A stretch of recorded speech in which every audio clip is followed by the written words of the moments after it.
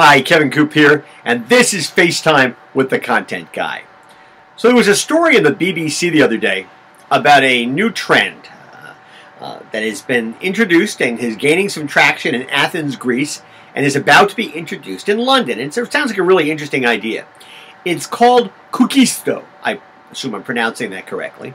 And Koukisto is basically an online community of people who, when they're cooking dinner for themselves at night, basically they make too much food. And when they make too much, they can go online and they can post what they have made and how much extra they have. And people out there who want home cooking but are not necessarily inclined or able or have the time to cook it for themselves, they can go on and they can order it. And it's pretty cheap. And according to the story in the BBC, the site has attracted 12,000 cooks in Athens in the last few months. And it began as a master's degree thesis, and it's become a reality in crisis-stricken Greece, and is due to launch in London next month. And I'll put the links to both the Greek and the London site in the text version of this commentary. Now, the story goes on to quote innovation consultant Rachel Botsman as saying that this is part of the revolution of collaborative consumption. Or the sharing economy. Since the global financial meltdown, people have reverted to old market behaviors that involve trust, swapping, sharing, renting, bartering.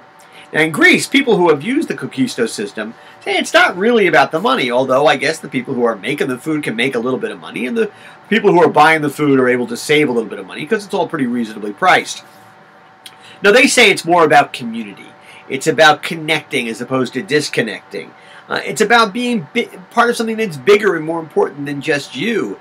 And especially in a place like Greece, which has been, seen its economy just ravaged over the last few years. That's really important, that sense of belonging, that sense of somehow, getting together with other people and connecting. And so that's, I think, one of the reasons it's been successful.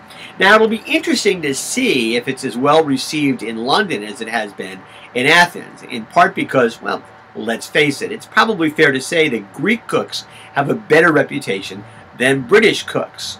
But we'll see what happens. I mean, the thing about Greece is, the food there is fabulous. So I can understand why this is successful. I love the idea of people opening their windows on these little Greek streets and smells kind of wafting around and people saying, "Ooh, I got to have some of that," and actually being able to get it. I've only been to Greece once, but it was a spectacular couple of days. I'll never forget the dinner that I had there. I was there working on a project, and I was being escorted around by a company representative who used to be the Minister of Tourism, which is a pretty good guy to have with you. And so one afternoon he was taking me back to the hotel after we've done our work, and he said, so what time would you like me to pick you up for dinner tonight? I'm an American. I said, I don't know, 7 o'clock. He looks at me and goes, 7 o'clock? Oh, it's much too early. You don't understand. In Greece, when we go home, we make love, we take a nap. I pick you up at 9.